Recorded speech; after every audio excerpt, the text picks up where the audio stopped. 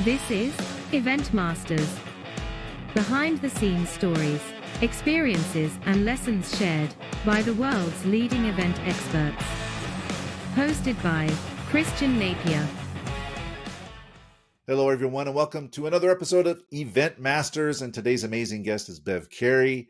We'll get into her experience here, which is vast, in just a moment. But before we do, Bev, how you doing? I'm doing fantastic. It's great to see you. Well, it's great to see you as well. And it's been a minute since we last spoke, but I really appreciate you carving out the time to share your experience with us. And speaking of that experience, let me just kind of go through the bio of Bev, because she's amazing. She's worked every Olympic Games, I think, since the Salt Lake 2002 Games, so running through Beijing 2022. 2022 World Athletic Championships, which were held in Eugene, Oregon last year, the 2021 Olympic team trials, track and field, 2016 Invictus Games, 2015 Special Olympics World Games, FIFA World Cup, U.S. Open Tennis Championship, and then Major League Baseball with the Atlanta Braves and American football, the National Football League, Super Bowls, a couple of those, as well as working directly for some really high-profile, famous brands like Reebok, Adidas, Target, SoulCycle, and Smuckers.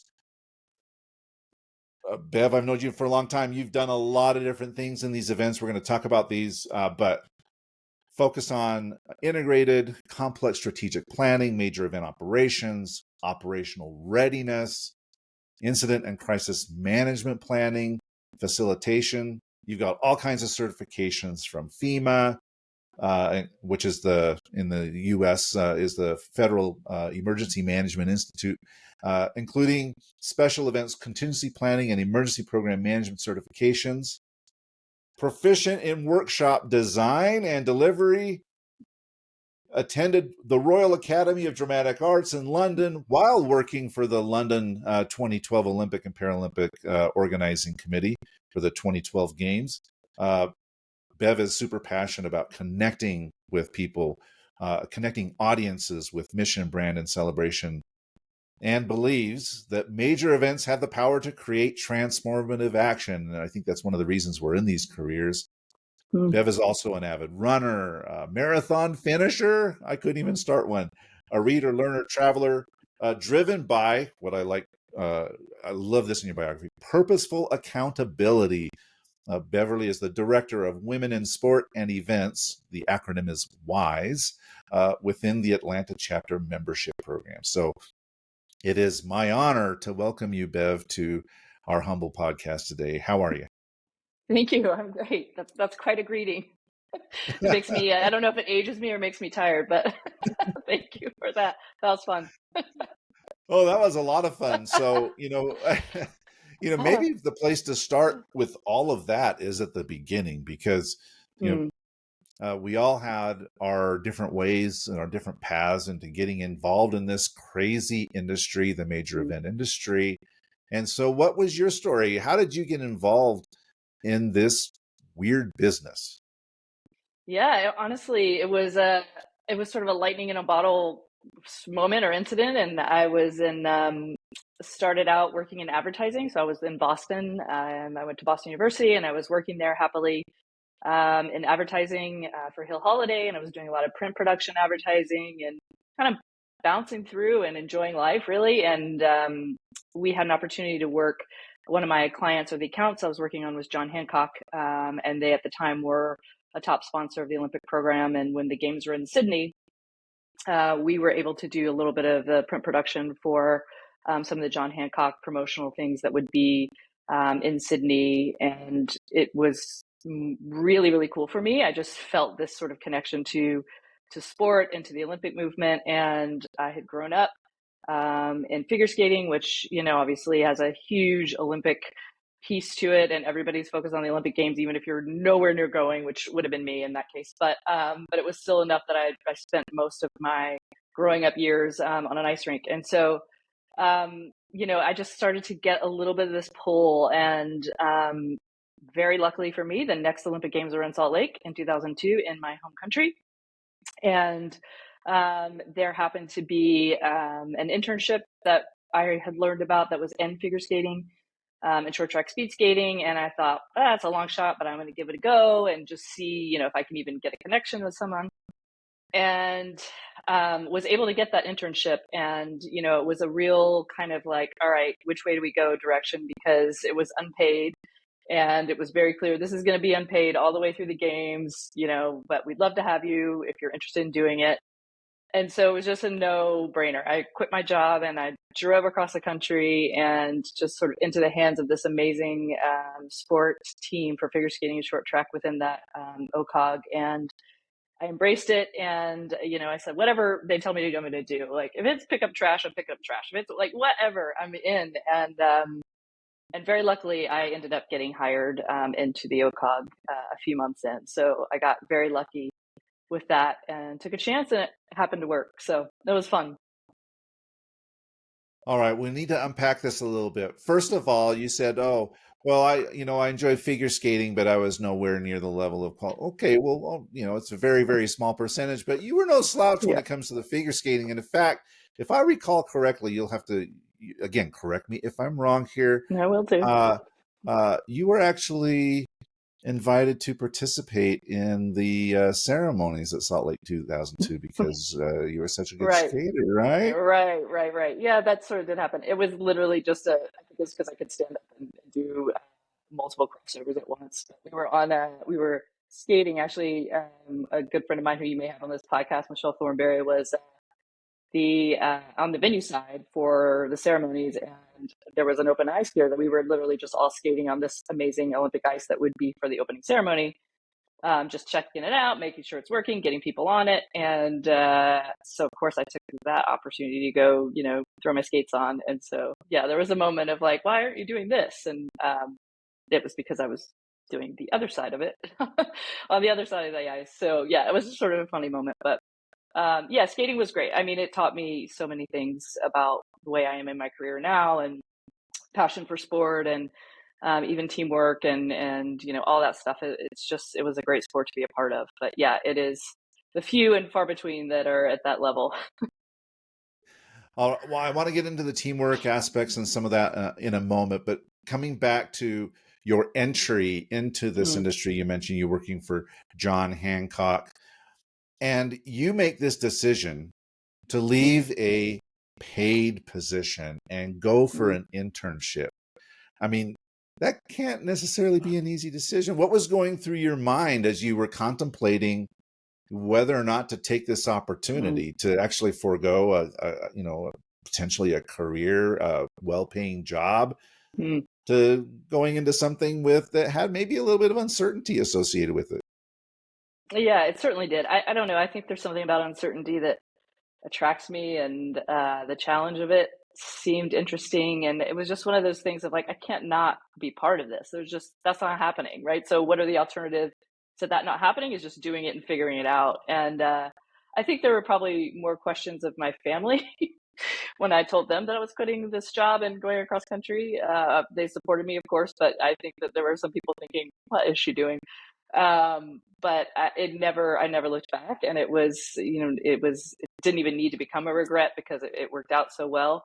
And I think that's kind of driven me through the rest of this crazy event career, is just, if the opportunity is there, take it. Like, you'll figure out the details, but just take the opportunity, because they don't come around that often. And I think it was the right call in the end. So why don't you explain a little bit what it was that you were doing there at the Salt Lake Organizing Committee, SLOC, as we called it then, and then how you transitioned out of that? Because, oftentimes people work in Olympic Games and then that's it. It's kind of a one and done thing, and then they go back to their regular careers. That was not the case for you. So why don't you explain a little bit about the role that you had, and then what you did after those games ended? Sure. Yeah, so I kind of bounced around a little bit, honestly, when I got into the OCOG. The first 4 organizing committees, we have a series of test events that happen in each venue prior to the Olympic Games going live, and that gives us an opportunity to test all kinds of things at the field of play and our volunteer system, and just all the things that make it happen. And so I did the 4 continents, which was a figure skating championship, as my first sort of at bat. That was at the internship level, and worked with the sport team there. So sort of everything to do with athletes, field of play, making sure the volunteers around the sport piece, that the technical officials, all of that have what they need, and everything is set. So I did that.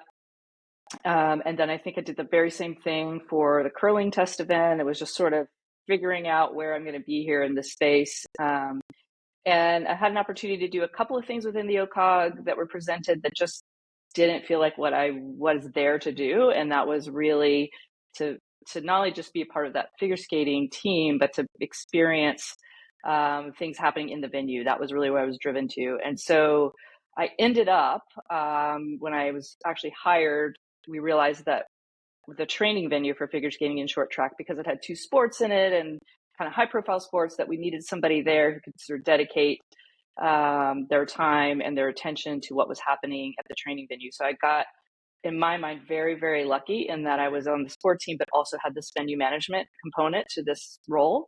And almost in a really safe way, because it was a little bit smaller. It was a training venue. And I can learn all the nuances, the ins and outs of how to run a venue, how to run a venue team, all those functions coming together, and yet still having my hand in the sports side of it as well. So that was the role for Salt Lake. And I took that on and really, really loved it. And in the back of my mind, I just thought, this is a one and done. Like, how am I going to do this again? I mean, this is so hard to make happen anyway. And certainly, if the Olympic Games obviously go country to country, and the next games were Athens in 2004. And, I thought, how would I do that? But I want to figure out how. I want to keep doing this if I can. And I knew that there were some people who had been able to accomplish that. And I, through some people that I knew in Salt Lake that I had met, there was a company called the Intercon Group that provided incident management and more the operational readiness side of how these big events come together. And they happen to be based in Atlanta, which was my hometown. And so I had an opportunity to work with them and go and do some operational readiness in Athens. So I put on a new hat, really, and that venue management piece and the sport piece, having the opportunity to see a lot of that in one go, helped me be able to move into an operational readiness role. And that's how I then got to go to Athens and did a couple of games under that, I guess, discipline. And, everyone is a battle. It's not guaranteed that you can do the next one. So it's a lot of hustling. As you know very well, Christian, it is a lot of hustling at times.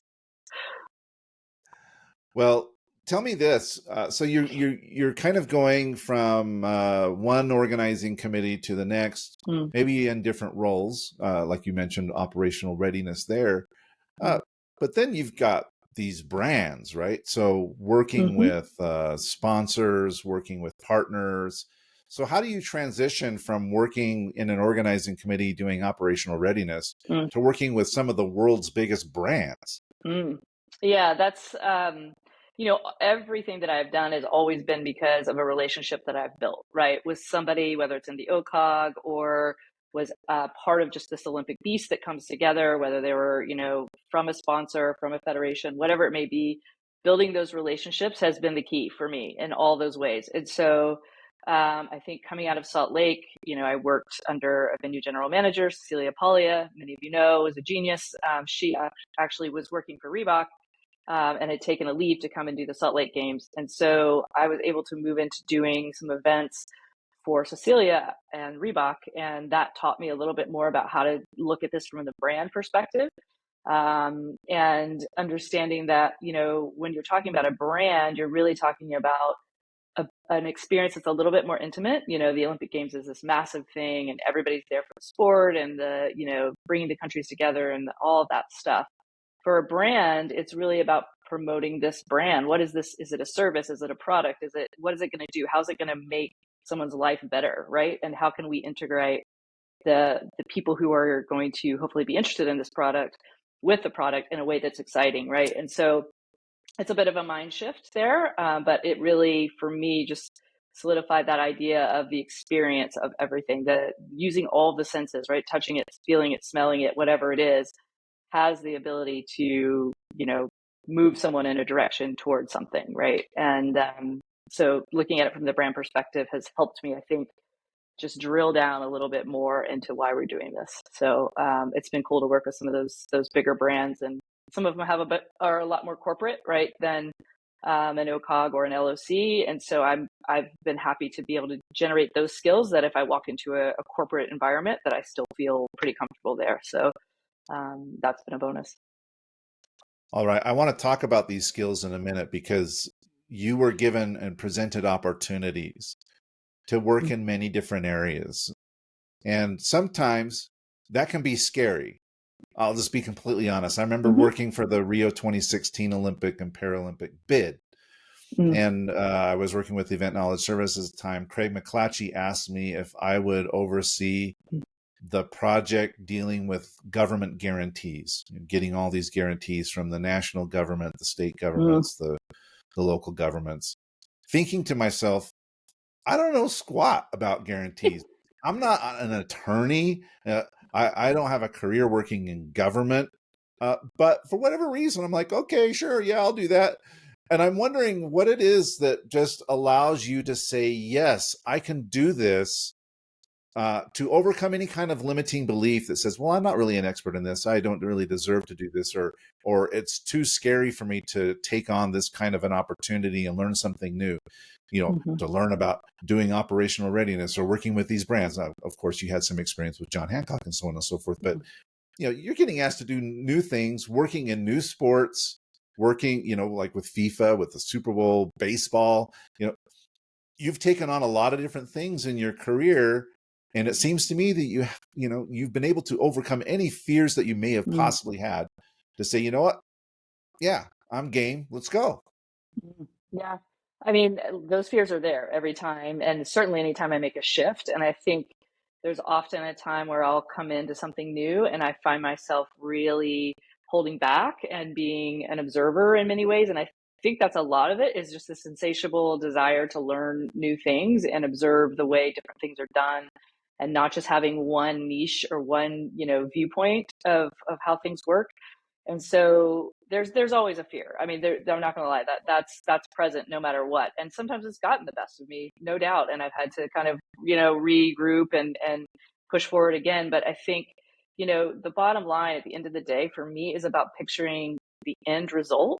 And most of the time I'm doing something that is event related or has some kind of experience attached to it. And so if you can envision the end result of what you're trying to get to or what it looks like, then there are some best practices to how to get there. And it sort of doesn't matter, what space you're in. There are nuances to all those spaces. And I know every time I go into something like this or something new, that there's always going to be a subject matter expert there. There's always somebody who knows that particular area or that discipline or that industry or that vertical or whatever it is so well that for me as more of a generalist, it's a little bit about learning from that, listening to that, learning that, vernacular, that vocabulary, whatever it is, but understanding that there are some real best practices and some innovation that we do with those best practices, but that we can use those to get to the end result. So I guess that's what I hold on to. And there's a confidence in having done it a few times and been successful in the end that you're going to figure it out for sure.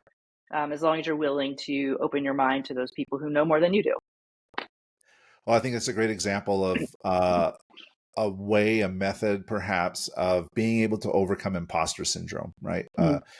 Especially as a generalist where you feel like you're the jack of all trades, the master of none, and you're dealing with people who have really deep expertise in certain areas. I want to come back to, you mentioned working with Cecilia. I want to come back to some of the mentors that you had, the people that you worked with that you found particularly inspiring, that really helped propel your career to the next level. I know it's hard to name names sometimes, but maybe you could just tell a few stories about some of these people who really mentored you along the way. Oh yeah, for sure. I mean, I've just really, really been lucky in that way. And I've had mentors to push me and challenge me and nurture me and, all of these things. And we don't get anywhere without that. And we don't, we don't stand a chance. So, I mean, from the beginning, yes, it was Cecilia, it was Heather Linhart-Zhang, who was on the sports side.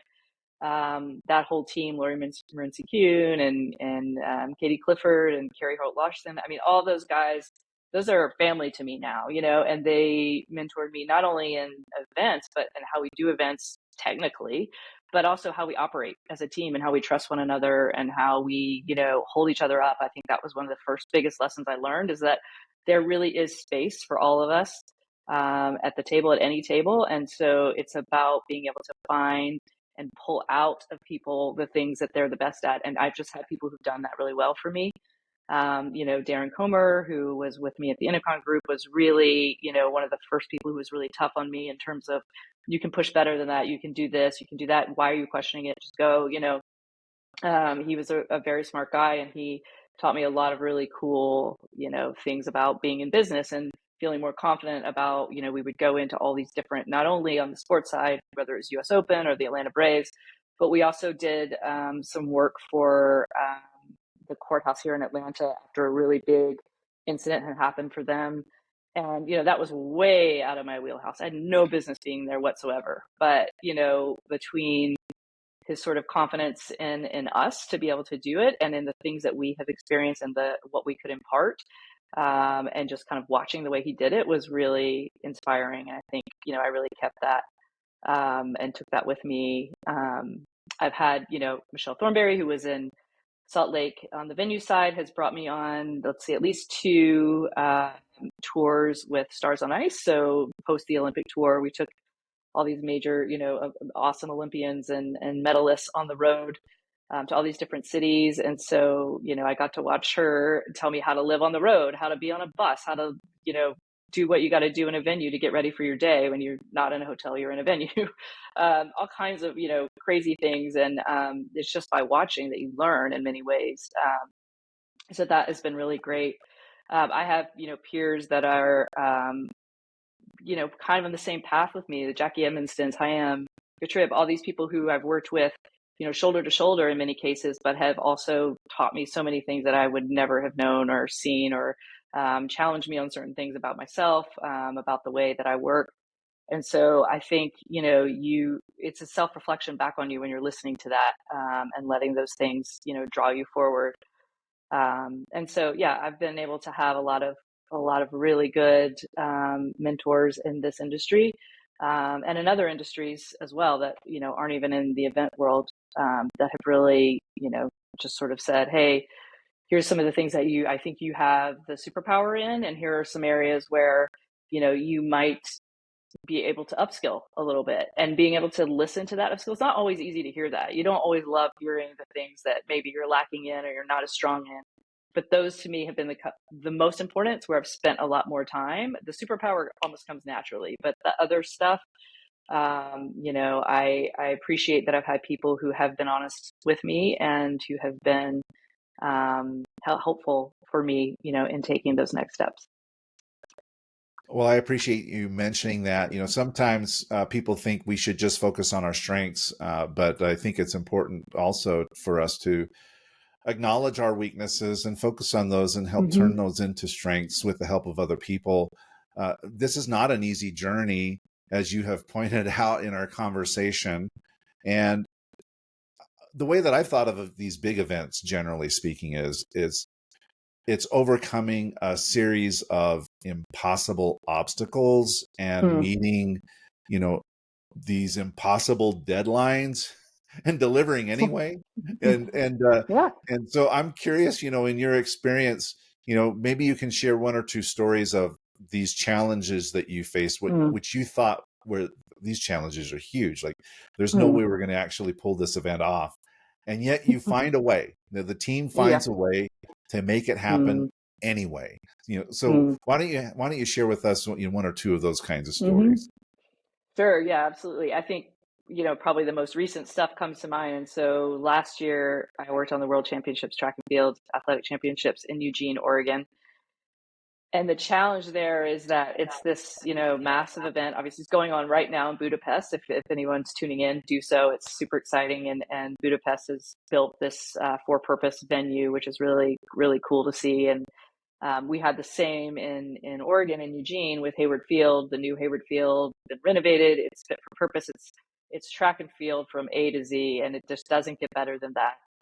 But Eugene is a college town. It's a small town, and you're bringing this global massive event and one that usually has far more space in every kind of way, from the arrival at the airport to the hotels to the venue itself, which all of these things are fantastic, and Eugene is a great place to be. But with this much, impact on that town, it was really one of those things of, are we even literally just going to have enough space to do this, right? To put all of the things that we need, from the technical aspects of the track and field event on the sports side to the broadcast piece, this massive broadcast piece with nowhere to really, put all of these trucks and all of this equipment, and trying to keep people motivated. A lot of people, had not done an event of this size before. And so there were a lot of challenges in getting to the start line, and every day it was just sort of like holding all the things in place. Like I think people probably literally were like holding different cables and wires and things in place, and just hoping that this thing doesn't just blow. And so that was really a very challenging event, rewarding in a lot of ways, but I definitely had to get creative, and I know everyone who worked on that event had to get creative, and we banded together and we got it done, so that's one. I think, being in countries that, whether it's in Sochi, Russia, or in Torino and in Italy, or any country that is not your own, just trying to navigate, the cultural differences and the language barriers, and still working with people, to get something done, and knowing that deadline. I mean, we talk about it all the time, that one of the reasons that, at least for me, that I'm drawn to this, is that deadline does not move. It just does not move. So whatever it is, on the minute that it happens, when you go live and those lights are come on and that broadcast hits, that's what it is. That's what it's going to be. That's it. So, it's just about having time, and really about being as creative as you possibly can in those moments, and being super confident that you can troubleshoot things. I mean, there are probably a bazillion stories that I could literally tell here, but they all sort of blend together, and this just one concept of, looking to your left, looking to your right. What resources do you have? What people do you have? How can you solve this? Move the obstacles, find the solutions, and just roll with it, right? Vancouver comes to mind, right? We had no snow at Cypress Mountain. For those that were part of that event, they will know far better even than I will. I was a regional manager on the event services side for that, and so dealing with everything with spectators and accreditation and access control and all of that. And the team that was there just did like amazing efforts, to get all those spectators into spaces that didn't exist because they were supposed to be built up by snow, and there's no snow. So, where you have these plans of snow removal, it was like the opposite of that, from snow removal to snow to bringing snow in, and using these massive helicopters, and to see that whole thing unfold and think, it's just not going to happen. Like, how are we going to do this? There's literally nowhere for these athletes to compete. They have no field play, right? And then to see that come alive, and just knowing how much it probably literally almost killed people to get that done, but they did it. It's pretty inspiring. So there's a lot of good stories like that. Well, hearing those challenges and those stories, they're inspirational. There's another side to that, which is that event ends and you can be completely spent. You can be exhausted, right? So I'm curious, from your perspective, how you were able to find a balance, or if you were able to find a balance and recover from these events, because in the lead up to them, and then during these events, you're working a lot of days, really long hours. It can be really physically, mentally, emotionally exhausting. And so, going through this, how did you and how do you cope with the strain that, delivering a major event can bring?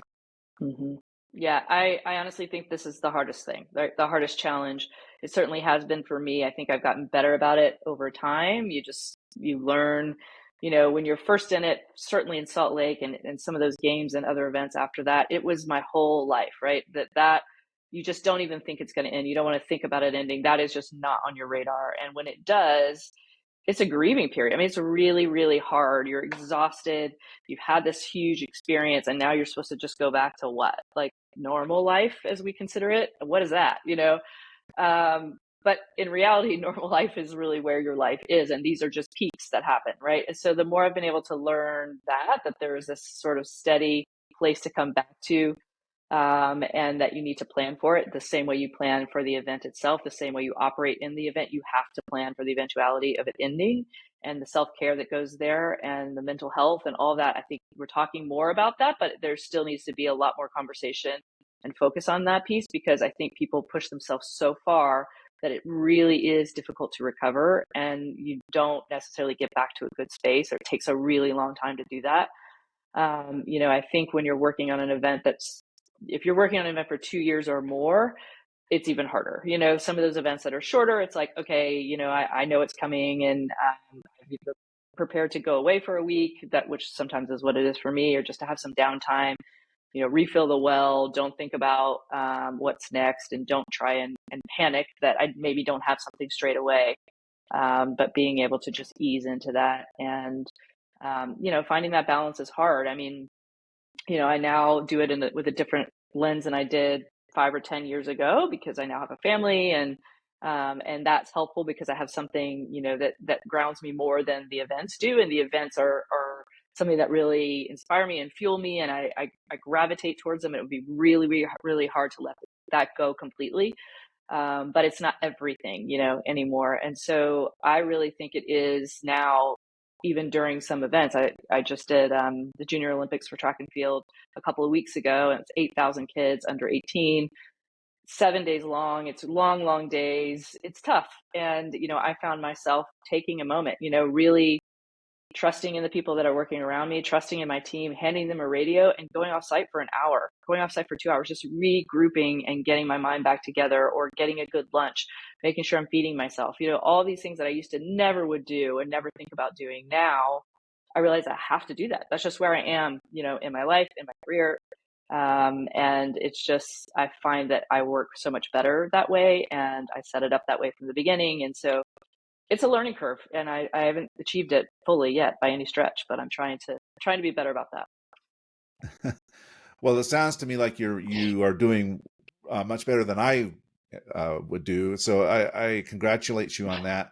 We've got a few questions here to just kind of wrap things up, but before we get to those, I'm sure you've got like 150 million stories, but are there any specific stories that either are really funny or inspiring, or educational, that you would like to share before we kind of get to the end here?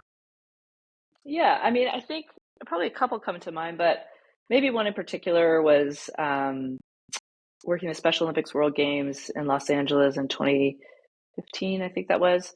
And, we talk about inclusion and diversity a lot, and those are really important. But, for me to really have invested myself in that and worked with a team of people who were, Special Olympics athletes who had seen this event before, and just having them part of my everyday life, and getting to know them as people, and getting to know what they were offering to this event, which was really, really spectacular. And I think, that was just something educational for me, and it changed the game, and how I approach the people that I work with, and the skills that we impart, and the skills that they give us. And so that was just a really, really cool opportunity. I think, there's been a lot with working on some of the Paralympic stuff. I find that to be really, really fun and really cool. And,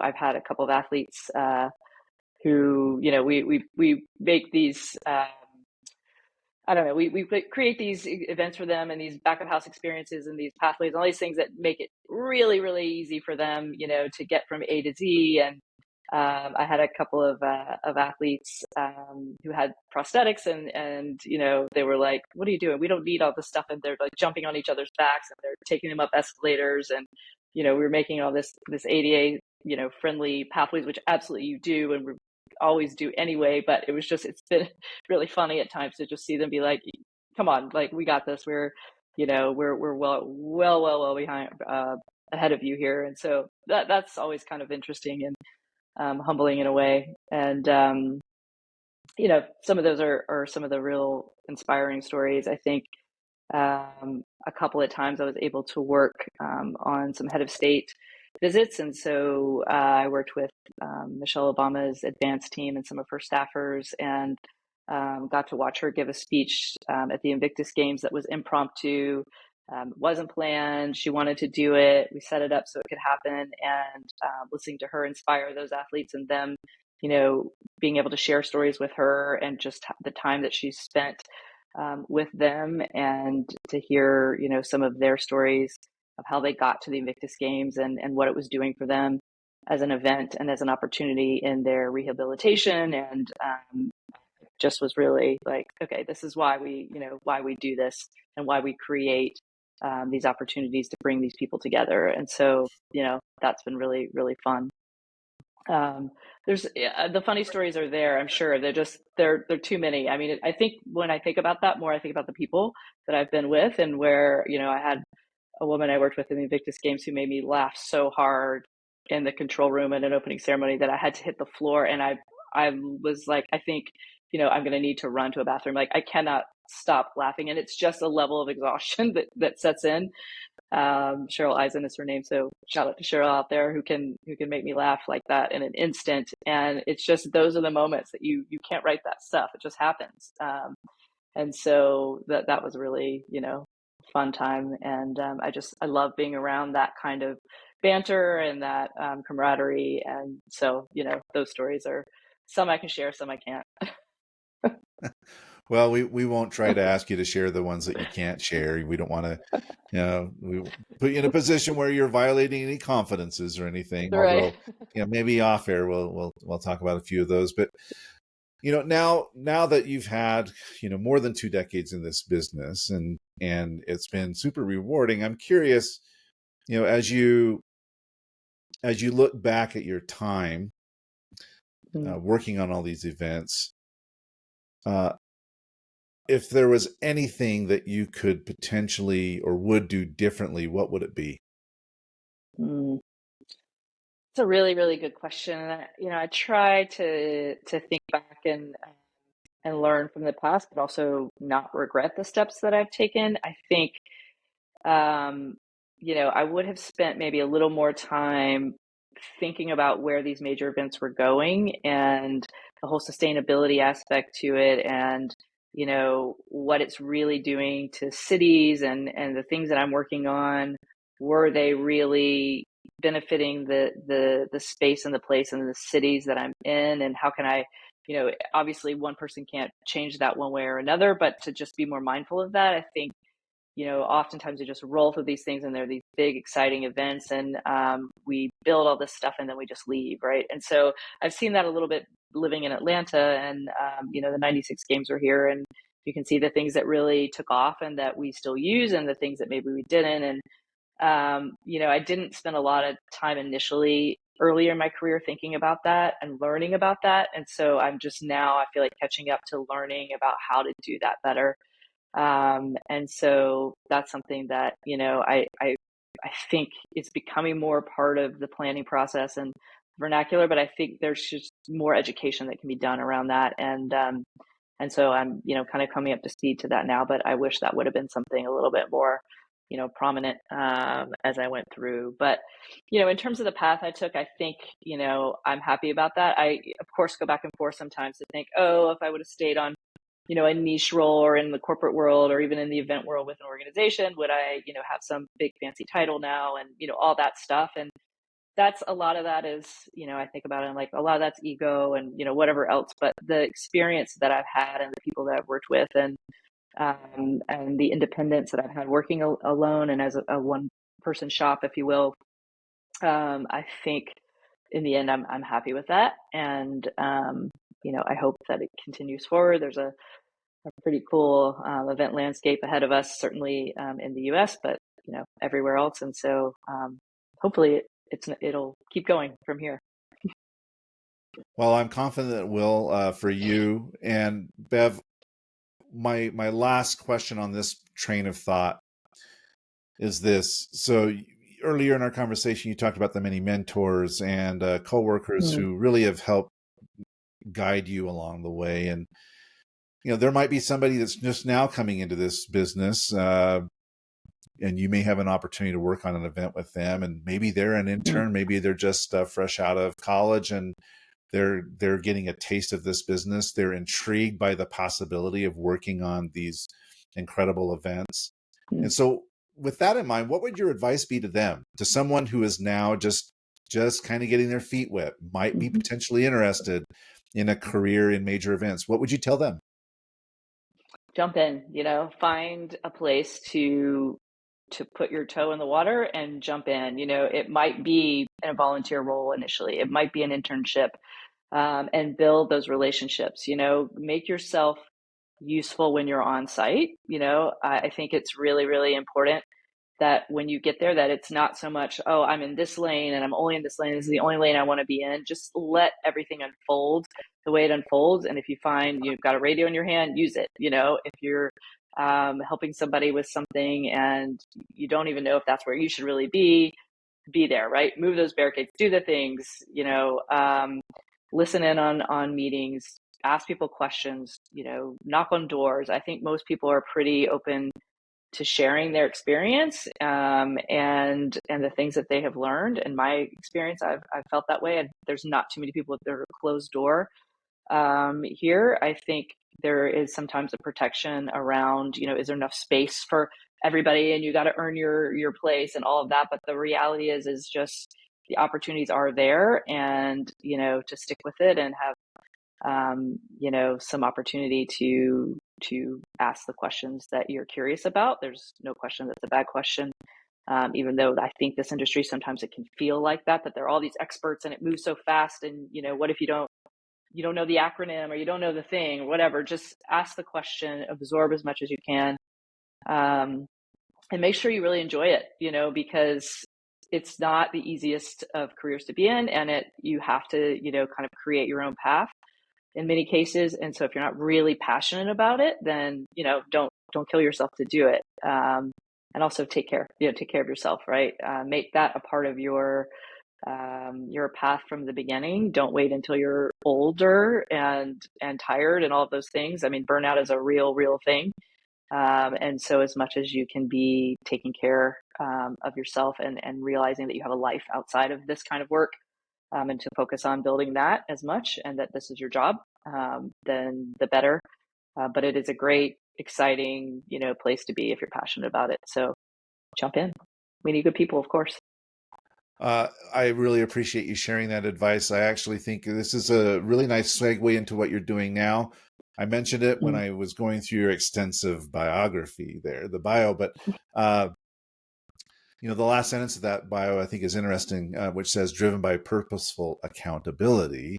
Beverly is the director of Women in Sport and Events, the acronym WISE, within the Atlanta chapter membership program. I'm wondering if you can just tell us a little bit more about that.